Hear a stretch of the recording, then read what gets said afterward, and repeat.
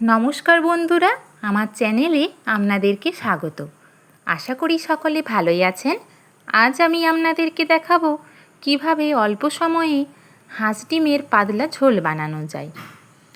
আমি এখানে 4টে হাঁস ডিম নিয়েছি। 2টো মিডিয়াম সাইজের আলু ভালো করে ধুয়ে খোসা ছাড়িয়ে লম্বা করে কেটে নিয়েছি। 2টো মিডিয়াম সাইজের পেঁয়াজ মিহি করে কুচিয়ে নিয়েছি। একটা টমেটো কেটে নিয়েছি। 5 থেকে 6 কোয়া রসুন এবং 1 ইঞ্চি আদা থেতো করে নিয়েছি। 2টো কাঁচা পাকা লঙ্কা নিয়েছি। কড়াইয়ের মধ্যে ডিম এবং আলুগুলিকে ভালো করে ধুয়ে পরিমাণ মতো জল এবং নুন দিয়ে 10 মিনিট ফুটিয়ে নেব মিডিয়াম হিটে। ডিমগুলি সেদ্ধ হয়ে গেলে ঠান্ডা হতে দেব এবং তারপরে খোসাগুলি ছাড়িয়ে নেব। অপর একটি পাত্রে আলুটি তুলে রাখব। এখন কড়াই গরম করে নিয়ে পরিমাণ মতো সরষের তেল দিয়ে দেব। তেল গরম হয়ে গেলে সেদ্ধ করে রাখা ডিমগুলিতে কাঁটা চামচ গেঁথে দেব। তারপর তেলের উপরে দিয়ে দেব। 4টে ডিমকেই আমি কাঁটা চামচ দিয়ে গেঁথে তেলের উপরে দিয়ে দেব। এরপর পরিমাণ মতো নুন এবং হলুদ দিয়ে ডিমগুলিকে ভেজে নেব। খুব বেশিক্ষণ ধরে ভাজবো না, তাহলে ডিমের ওপরের প্রোটিন অংশ শক্ত হয়ে যাবে। ডিমগুলিকে মাঝামাঝি করে ভেজে একটি পাত্রে তুলে রাখব। ডিমগুলি আমার ভাজা হয়ে গিয়েছে। এখন একটি পাত্রে নামিয়ে রাখব। কড়াইতে যে পরিমাণ তেল রয়েছে, এখন তার মধ্যে আমি একটা তেজপাতাকে মাঝ বরাবর কেটে দিয়ে দেব।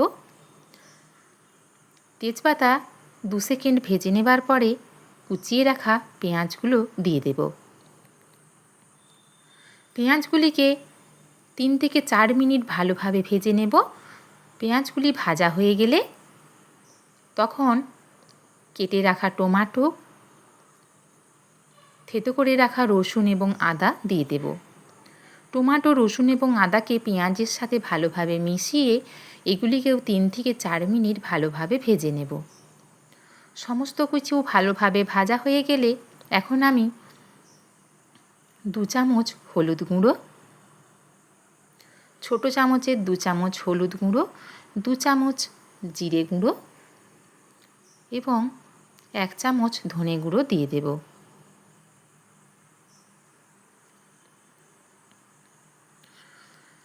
জিরে, ধনে এবং হলুদ গুঁড়োকে পেঁয়াজ, আদা, রসুন, টমেটোর সাথে ভালোভাবে মিশিয়ে নেব।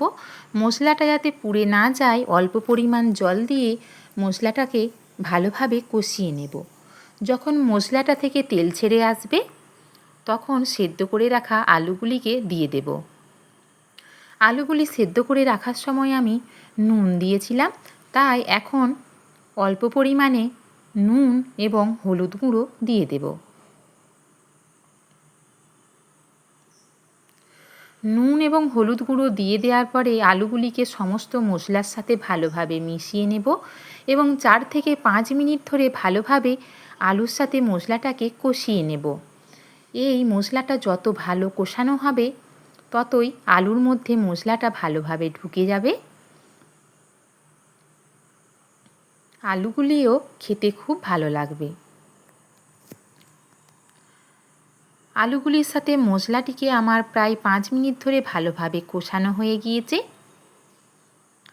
এখন আমি পরিমাণ মতো গরম জল দিয়ে দেব। আপনারা যেমন ঝোল খেতে পছন্দ করবেন সেরকম জল দেবেন।